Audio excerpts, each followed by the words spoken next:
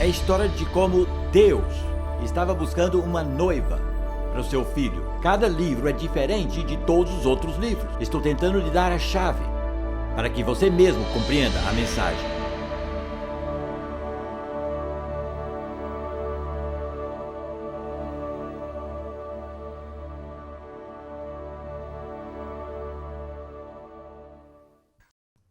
Quero falar com vocês agora sobre a poesia hebraica.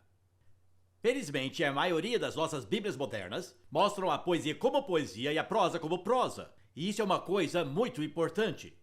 Por exemplo, a prosa é impressa como uma coluna de jornal sem nenhuma lacuna entre as frases. E todos os espaços são preenchidos. E a unidade é o parágrafo. Então, isso é prosa. Mas a poesia tem muito mais espaços e linhas muito mais curtas. E é organizada em versos. Então, a unidade básica é o verso e não o parágrafo.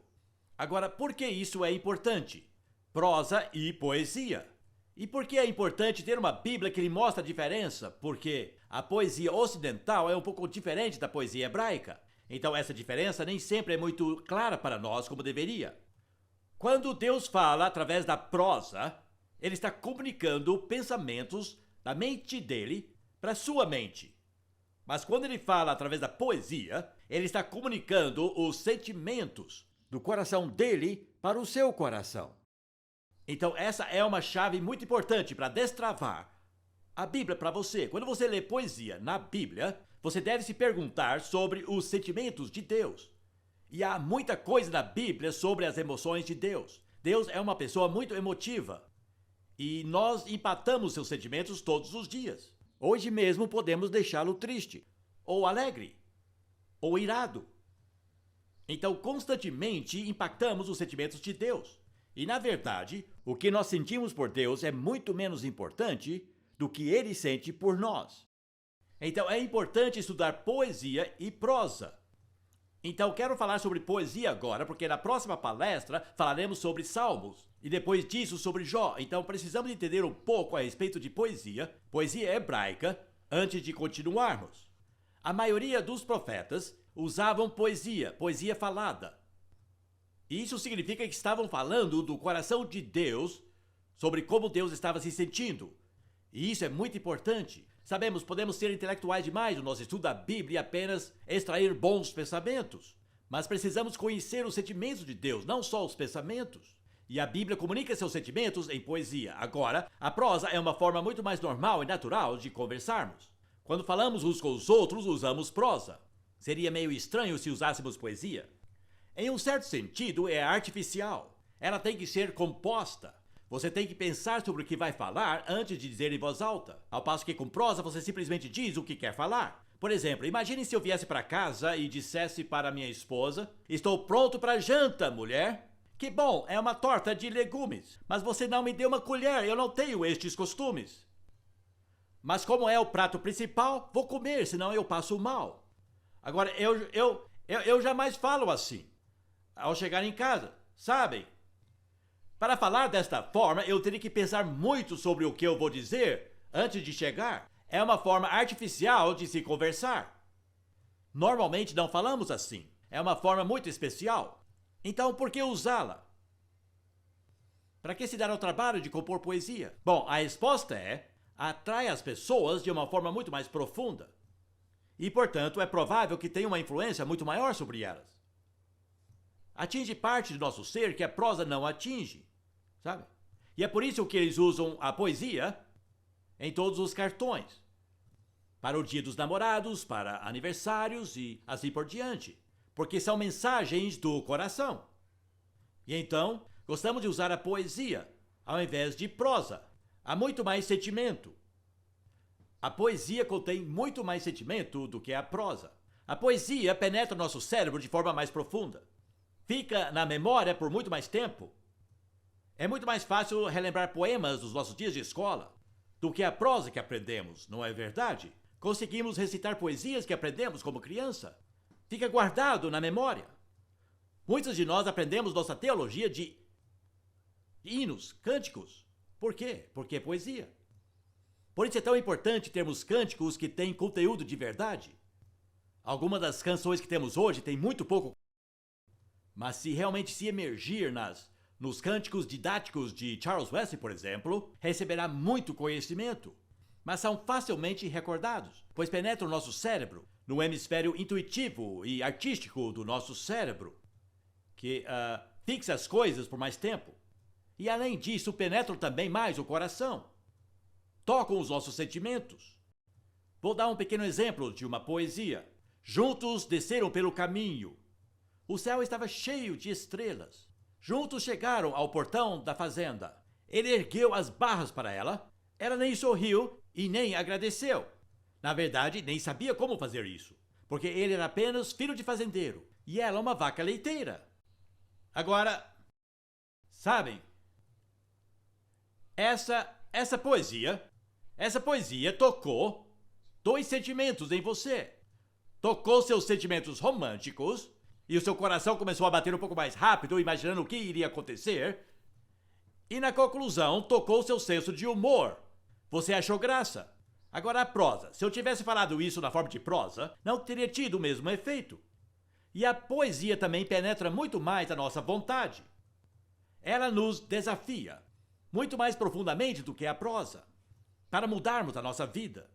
E uma das poesias que tenho citado muitas vezes nas minhas pregações foi escrita pelo famoso capelão da Primeira Guerra Mundial, Stuart Kennedy, que também era conhecido como Woodbine Woolley porque distribuía cigarros Woodbine baratos aos soldados. E depois tornou-se um vigário em Shrewsbury, numa igreja que agora é uma assembleia pentecostal, e eu já preguei ali e penso sempre nele. E ele escreveu uma poesia maravilhosa chamada Indiferença. Escute essa poesia e veja como ela desafia a sua vontade. Quando Jesus veio a Gólgota, o penduraram em um madeiro. Pregaram pregos enormes nas suas mãos e nos seus pés, e fizeram um calvário. Foi coroado com uma coroa de espinhos, suas feridas eram vermelhas e profundas. Pois aqueles dias eram rudes e cruéis, e a vida humana era barata. Quando Jesus veio a Birmingham, simplesmente o ignoraram. Jamais o machucaram, simplesmente o deixaram morrer. Porque os homens eram mais sensíveis, jamais lhe causariam dor.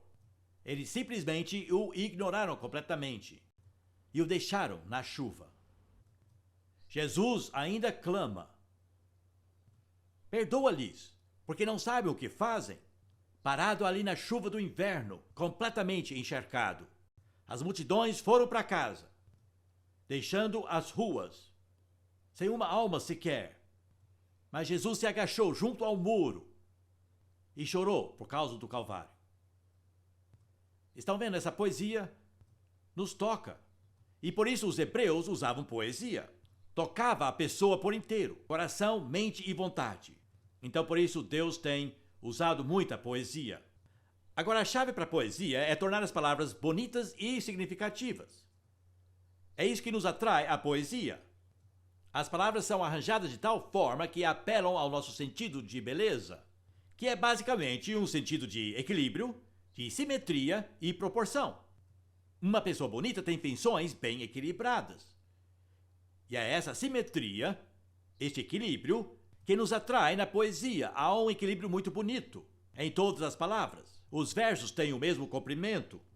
Agora, há 3 tipos ou características básicos da poesia que a tornam bonito e atraente para nós. Em primeiro lugar, temos as rimas. Rimas. Esta é uma característica da poesia ocidental, mas não da poesia hebraica. Mas entre os ocidentais, as rimas são muito populares. O equilíbrio de palavras que rimam. Batatas quando nascem esparramam pelo chão. Mamãezinha quando dorme põe a mão no coração. Um exemplo bem simples.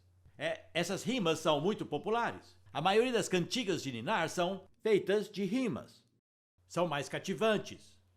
John Betjeman, ele basicamente usava rimas nas suas poesias. Agora temos versos livres, não sabemos se é poesia ou não, mas se as palavras são arranjadas com beleza, então é poesia, mas não depende mais de rimas. E hoje em dia há um verso que nos choca, isso é comum. 30 dias tem setembro, abril, junho e novembro, todos os demais têm 31, isso é justo. Então entra um verso que nos assusta e detona o ritmo, nos dando um certo tipo de choque. Então vemos que a poesia depende tanto da irregularidade quanto da regularidade. Uma segunda característica é o ritmo, a batida. Isso também traz beleza. Isso se chama a métrica, baseado em sílabas. Muitas poesias são bem rítmicas, sempre seguindo o mesmo ritmo. Esse tipo de poesia sempre segue o mesmo ritmo. E isso se aplica à poesia hebraica. Um ritmo favorito na nossa poesia é o que nós chamamos de ritmo 4x3. The boy stood on the burning deck with all but he had fled. The boy stood on the burning deck with all but he had fled. Isso é 4x3, ritmo. E isso é muito comum na poesia hebraica também. E é muito comum nas poesias também da Escócia. O Senhor é meu pastor, nada me faltará. 4. Ele me faz deitar. 3. Em pastos verdes me dirige. 4. Por águas tranquilas. 3. 4, 3, 4, 3. Em inglês. E dessa forma fica mais fácil de recordar, por causa do ritmo, que fixa as palavras na memória. Esta é a segunda característica. Agora, falando de ritmo, é muito importante que a ênfase caia na sílaba correta. E vou repetir, infelizmente, em muitos dos nossos cânticos hoje, a ênfase está na sílaba errada todas as vezes. Vou dar um exemplo. Por todo o bem que nos Pai nos faz, Deus e Rei sobre nós todos. Não ficou meio esquisito? Porque a ênfase está no final e não na palavra Deus. E esta é uma das diferenças entre canções boas e ruins, e poesias boas e ruins. Se a ênfase não estiver na palavra correta, não nos toca.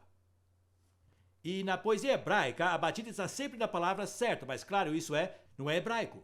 Não é fácil passar para a nossa língua. Uma outra característica da poesia é a repetição. Então temos rimas, ritmo e repetições. E a repetição de uma palavra ou de um verso é importante na poesia, e Brutus é um homem honrado. Conhece aquele discurso? E Brutus é um homem honrado, e Brutus é um homem honrado. E de alguma forma essa repetição se torna poética para nós. Ba, ba, black sheep, have you any wool? Yes, sir, yes, sir. A repetição de uma palavra. E isso traz equilíbrio. Temos 2 olhos, 2 ouvidos, 2 narinas, 2 braços, 2 pernas, e a repetição dupla de uma palavra. É uma coisa poética, é uma coisa equilibrada. Traz um senso de simetria. E especialmente, repetição dupla. Portanto, sons agradáveis é uma chave. E toda poesia deve ser lida em voz alta.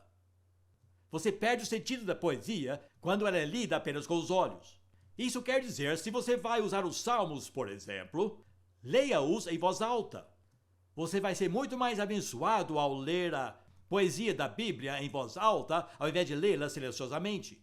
Há um aspecto muito reconfortante no próprio som da poesia. É uma coisa muito sonora.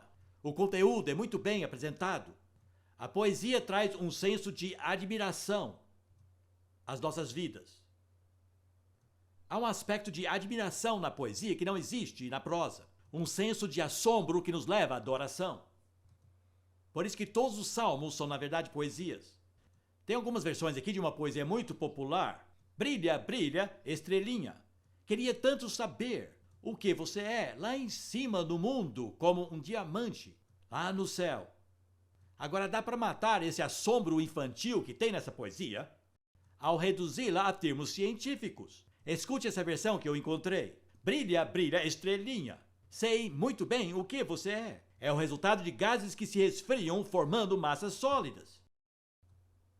Sabe? Viu que aquele assombro infantil sumiu. Levemos um passo adiante. Cintile, cintile, glóbulo prolífico. Queria eu perscrutar tua natureza específica, majestosamente colocada em capacidade etérea, com uma semelhança incrível a uma pérola carbonífera. É a mesma poesia, mas foi assassinada. Ficou científica. E, num certo sentido, a prosa é a linguagem científica da mente, mas a poesia transmite o assombro de nosso coração e contém um aspecto infantil. Bom, tudo isso é sobre a poesia em geral. E há mais uma característica da poesia, que é a poesia não é só verbal, ela é também visual. Constantemente fica pintando quadros em nossas mentes, que podemos enxergar. Imagens. A poesia depende muito da imaginação. E sempre usa metáforas, muitas comparações, muitas imagens.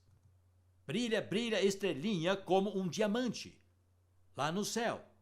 É um quadro. Você vê o diamante. Ou nos Salmos, como a corça suspira pelas correntes d'água. Assim minha alma anseia por Deus. Há uma figura ali, de um animal com sua língua para fora, suspirando, como a corça suspira. Assim minha alma anseia por Deus. Até aqui temos visto a poesia do Ocidente que se baseia na poesia grega e romana, onde a ênfase está no som. Mas na poesia hebraica, este não é o caso. A ênfase está no sentido. E isso é porque, se você não tomar cuidado, o som pode se sobrepor ao sentido. E você pode apreciar o som da poesia, mas não receber nenhuma mensagem dela. Estão me entendendo? Os ingleses são famosos por seus versos sem nenhum sentido. Edward Lear e Lewis Carroll eram mestres dessa forma. Conhece o Jabberwocky? Escutem só o ritmo. "'Twas brillig, and the slithy toads did gyre and gibble in the wabe. All mimsy were the burrow groves, and the mom rose up rabe." Entenderam? Poesia linda. Sabe, é poesia maravilhosa para se ler. Fascinante. Mas a mensagem? Que mensagem? Sabe? Desperdício. É por isso que a poesia hebraica não coloca ênfase no som das palavras, e sim no sentido das palavras. E sempre temos que procurar o sentido. Por isso que quase não há rimas na poesia hebraica. Existe um pouco de ritmo, especialmente 4x3 e 3x3. Mas na maioria das vezes se baseia na repetição. E essa é a chave da poesia hebraica. Na verdade, é repetição. Por isso é chamado paralelismo. E se baseia completamente em repetição dupla.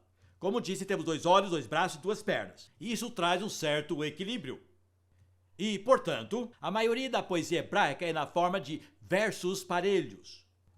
2 afirmativas que vão juntos. E essas 2 frases se relacionam de formas diferentes para nos dar um pouquinho de variedade.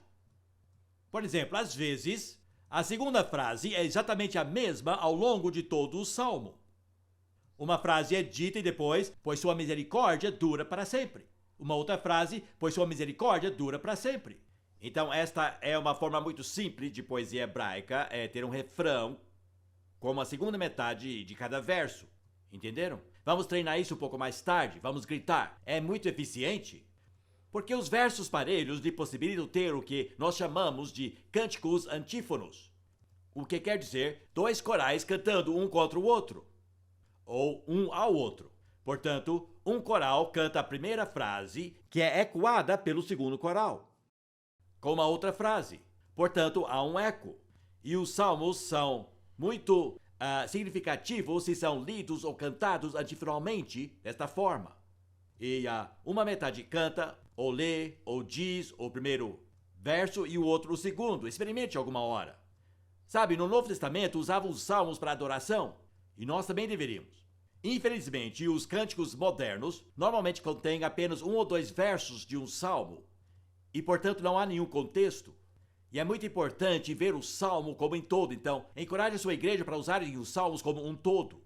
Se não podem cantá-los, proclame-os. Mas leia-os assim, em parelho, um verso depois o outro. Agora, anotei aqui 3 formas em que eles se relacionam com o outro. Há um paralelismo como se fosse um eco. Eis o versículo bem típico. Para onde escaparia do teu espírito? Para onde poderia fugir da tua presença? Isso é poesia hebraica. A mesma coisa dita 2 vezes. Pegaram?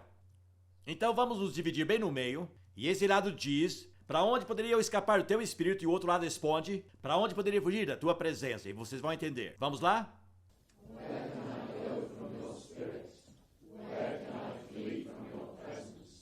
Ouviram o eco? Estão vendo? É um eco o tempo inteiro. E o segundo verso ecoa o primeiro, dando um equilíbrio bem bonito e uma simetria ao que está sendo dito. E ao dizer 2 vezes é mais fácil de memorizar. O mesmo pensamento é dito 2 vezes. Quando estou pregando em uma outra língua, eu tenho que fazer através do que nós chamamos de um interruptor, que rouba metade do meu tempo, e quem conhece inglês recebe a mensagem 2 vezes, e eles são realmente muito bem alimentados, porque ouvem cada frase, primeiro em inglês, através de mim, depois na língua deles, através do intérprete. Recebem muito mais do que aqueles que só ouvem uma vez.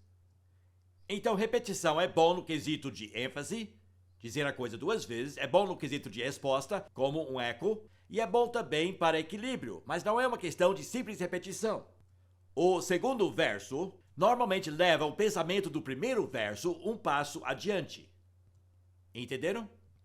E faz isso de uma forma bem diferente. Vamos tomar como exemplo o Salmo número 6. Ó Senhor, não me repreendas na tua ira, nem me disciplines do teu furor. Estão vendo? Repreensão é apenas verbal, mas a disciplina tem a ver com castigo. Então o segundo verso leva o mesmo pensamento um passo adiante. Estão me acompanhando? Não me repreendas, nem me disciplines. Mas são versos parelhos, é uma poesia. Veja o versículo seguinte. Misericórdia, Senhor, pois vou desfalecendo. Cura-me, Senhor, pois meus ossos agonizam. Viram? No primeiro verso, ele está apenas desfalecendo. Mas no segundo está em agonia e precisa de cura. Então, mais uma vez, o segundo verso leva o pensamento do primeiro um pouquinho adiante. Agora, espero que tudo isso não esteja estragando a poesia para vocês. Porque, na verdade, analisar uma poesia é como despedaçar uma flor. E arrancando as pétalas e estudando a haste, a flor fica destruída. A poesia precisa ser experimentada na sua beleza. Mas quero lhes ajudar a entender o que está acontecendo. Quando você lê um salmo, por que foi escrito e como foi escrito? Agora, há três tipos principais de versos parelhos. A primeira é conhecida como sinônima, quando o mesmo pensamento é expresso em palavras diferentes, como temos falado até agora. Depois tem a forma antitética, quando o segundo verso mais ou menos contradiz ou talvez apresenta um contraste ao primeiro verso. Então, o equilíbrio vem pelo contraste. Vou dar um exemplo. Aqueles que semeiam em lágrimas ceifarão com cânticos de alegria. Vejam o contraste, semeando e colhendo. Lágrimas, regozijo. Então, agora temos um contraste, é o que nós chamamos de versos antitéticos. Então, há um pensamento contrastante. Então, a forma sinônima é o mesmo pensamento, mas com palavras diferentes. Às vezes é uma mera repetição, como o primeiro exemplo que eu listei, ou talvez desenvolve um pensamento um pouco mais, como também nós já vimos. Mas em ambos os casos é o mesmo pensamento expresso de forma diferente. Mas aqui temos dois pensamentos contrários expressos juntamente. Aquele que sai em lágrimas, levando sementes para semear, voltará com canções de regozijo, carregando seus feixes consigo. Então esses pensamentos foram desenvolvidos muito mais. Agora temos colheitas e temos feixes, e temos plantio e sementes. Pessoas saindo e voltando. Depois nós temos o que são chamados de versos parelhas sintéticos. E estes versos acrescentam ao primeiro pensamento. Não o repetem e nem fazem um contraste, mas desenvolvem o pensamento muito mais. O Senhor é meu pastor, nada me faltará. Veja como o segundo é o resultado do primeiro. O primeiro é a causa, o segundo é o efeito. E este padrão é usado para o Salmo 23, a chamada forma sintética. Deitar-me faz em pastos verdejantes. Este pensamento não se repete.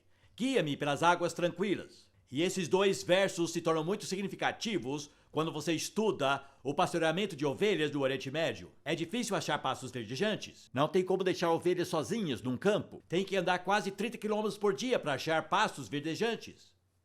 E o bom pastor sabe onde ficam estes pastos. E além do mais, as narinas de uma ovelha ficam perto de sua boca. Muito mais próximo que a nossa boca fica do nosso nariz. Consequentemente, não consegue beber se a água não estiver parada. Se tentarem beber em águas agitadas, afogarão, porque soprarão água pelas suas narinas. Então o pastor tem que saber onde ficam os pastos verdes e as águas tranquilas. Mas essas duas coisas juntas criam um quadro de um pastor que realmente sabe o que faz e consegue cuidar bem de suas ovelhas. Entenderam? Isso é poesia sintética. Então temos essas três formas de poesia. Mas há muita variedade dentro dessas três formas. E descobrirão que esses padrões são constantemente quebrados por irregularidades, só para trazer um pouco mais de interesse e trazer um certo brilho. Então, às vezes, o ritmo é quebrado, às vezes, o padrão é quebrado, e às vezes, ao invés de 2 versos, tem 3 versos parelhos. Vamos ver alguns deles como exemplos. Aqui temos 3 versos do Salmo 29. Atribua ao Senhor, ó seres celestiais, atribua ao Senhor glória e força, atribua ao Senhor a glória que seu nome merece. Então aqui temos 3 versos parelhos.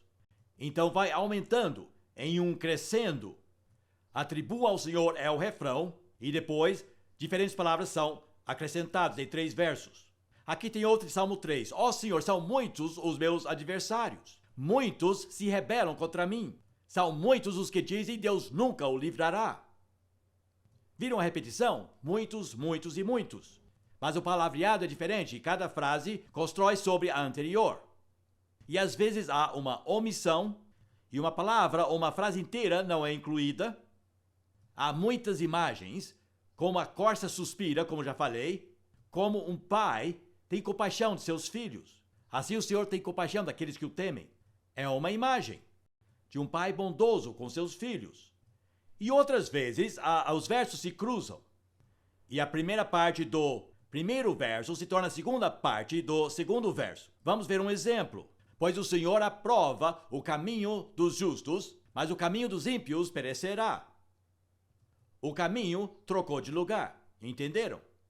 Bom, tudo isso é apenas uma ajuda para uma melhor apreciação de poesia hebraica.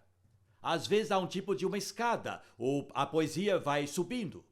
Vou lhes dar um exemplo de um versículo assim. A voz de Yahvé quebra os cedros. Yahvé quebra os cedros do Líbano. Então há uma introdução de algo novo no segundo verso, os cedros do Líbano. Às vezes, a poesia se baseia no alfabeto. Tinha uma música popular anos atrás. A, és adorável. B, és tão bonita. E C é a coisa mais linda que eu já vi. Bom, vamos parar por aí. Minha esposa está bem ali. Agora, essa é uma poesia acróstica, que se baseia no alfabeto. E muitos salmos se baseiam no alfabeto. O primeiro verso é Aleph, que é A em hebraico. Depois o segundo e o terceiro. Salmo 119 é um salmo muito longo, que se estende e estende e estende. E cada seção daquele salmo, cada verso daquela nova seção começa com uma nova letra do alfabeto. O salmo inteiro. Agora, isso é artificial. Agora, algumas pessoas dizem, acho que devemos ser bem naturais ao falarmos com o Senhor. Não devemos ser artificiais. Devemos ser bem espontâneos e dizer apenas aquilo que vem à nossa cabeça. Bom, se fizer isso, você usará apenas prosa para falar com Deus. Sabe? Mas acho que devemos usar poesia também. Pois assim teremos que pensar naquilo que vamos dizer. Teremos que preparar aquilo que vamos dizer. E é assim que a maioria dos cânticos são compostos. Alguém para e medita, o que é que eu quero dizer com o Senhor? Então pensam a respeito e compõem. E nós usamos fala artificial cada vez que cantamos um hino na congregação. Pois dessa forma conseguimos cantar juntos. Já pensou se quando fôssemos adorar, cada um dissesse apenas o que queria dizer ao Senhor? Seria uma coisa bem caótica. Isso é o que se chama de adoração individual. Não é assim que adora no corpo. Então a vantagem de usar poesia para adorarmos é que se torna uma coisa conjunta. A nossa família tinha uma tradição. Nossos 3 filhos vinham e me acordavam numa hora indecente, numa certa data no ano, e ficavam em fila ao pé da minha cama, todos os 3. E depois, de uma forma muito artificial, eles falavam comigo em poesia. E depois de terem feito isso, me davam um saco com seus doces favoritos. Agora, isso acontecia uma vez por ano. Eles ficavam em pé ali e cantavam parabéns pra você, sabe? Agora, em um certo sentido, era artificial, os 3 ali enfileirados, todos dizendo a mesma coisa. Não teria sido mais legal se cada um tivesse vindo separadamente e me dissesse o que realmente estavam sentindo, dizendo, papai, eu te amo. Não seria legal? Não. Porque assim não seriam a minha família. Estão entendendo o que estou dizendo? O fato de que todos os 3 vinham juntos e cantavam juntos significava mais para mim, por causa do relacionamento um com o outro. Estão entendendo o que estou falando? Agrada ao Senhor quando dizemos certas coisas juntos. Mas claro, temos que usar linguagem artificial. Temos que usar palavras que outras pessoas escreveram. Deus ama ver seu povo junto, como congregação, cantando ao Senhor. O que estamos expressando é o seguinte: Deus, estamos nos reunindo para fazer isso. E a poesia nos ajuda a fazer isso. Então fico feliz que está em poesia. E logicamente, a poesia hebraica é mais fácil de ser usada em outras línguas. É mais fácil de ser traduzida. Poesias que dependem de rimas são quase impossíveis de serem traduzidas, porque as palavras em outra língua jamais rimarão. Eu já tentei. E eu gosto de citar uma poesia quando estou pregando, e quando eu estou com o intérprete, o cara quer morrer.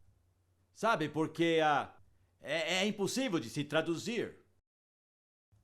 Então a grande vantagem da poesia hebraica é que é mais fácil de ser traduzida. E mesmo na nossa língua, a beleza não é perdida. A beleza dos versos parelhos é bem notável. Bem, você acha que a poesia toca o coração de Deus assim como toca o nosso?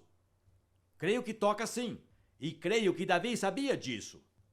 E os profetas sabiam que tocariam mais os corações das pessoas, usando poesia ao invés de prosa, por isso a usavam. O que quer dizer que realmente tiveram que pensar muito sobre o que iriam dizer. E meditavam na presença de Deus, deixando que o Espírito Santo colocasse o que queriam dizer em poesia, para que fosse expresso de uma forma inesquecível. Mas eu creio que toca o coração de Deus também, e que Ele gosta de poesia. Há tantos aspectos de Deus que nós também temos. Vocês sabem que Deus ri, não sabem? Bom, Salmo 2 diz isso, então nós também podemos rir. Vocês sabem que Deus caminha? Então caminhar é o exercício mais saudável que podemos fazer. Vocês sabiam que Deus canta? Logo, logo estudaremos o profeta Sofonias. E Sofonias é o profeta que nos diz que Deus irrompe em cânticos sobre nós e regozija sobre nós com cânticos. E por isso nós também cantamos. Sabiam que Deus assovia? Sabiam? Quantos já leram isso na Bíblia? Eu quero ver. 1, 2, 3, 4, 5, só 6. Vocês realmente leem a Bíblia? Se não estiverem acreditando, leia os primeiros capítulos de Isaías. Mas qual versão você vai perguntar? Qualquer versão. Deus assovia, então nós também podemos. E quem sabe daqui a pouco vamos todos assoviar. Esteja pronto para nos dar um acorde, Max. Nós podemos assoviar. Podemos assoviar para Deus. Mas eu creio que a poesia toca o seu coração. Porque significa que alguém pensou muito sobre o que iria dizer. Alguém tirou muito tempo para fazer isso. Como posso me dirigir a Deus da melhor forma? E assim nasce um corinho ou um hino. E é muito lindo. Depois cantaremos um hino que eu mesmo compus. Mas vamos cantar agora. Majestade, adorem em majestade. Mas vou pedir que todos os homens assoviem. E todas as mulheres vão cantar. E se você é um homem e não sabe assoviar, então você pode cantar. Mas todos vão reparar em você. E se alguma irmã sabe assoviar, eu não vou lhe proibir de assoviar também. Mas funciona melhor se os homens assoviarem e as mulheres cantarem. Mas não precisamos de um piano. Me dê apenas um acorde. Apenas uma nota, porque os assovios, temos aqui mais ou menos 50 ou 60 instrumentos de sopro aqui. Então, vamos começar logo, ok? Muito bem, ok. Pegaram a nota? Vamos experimentar, cantando e assoviando ao Senhor.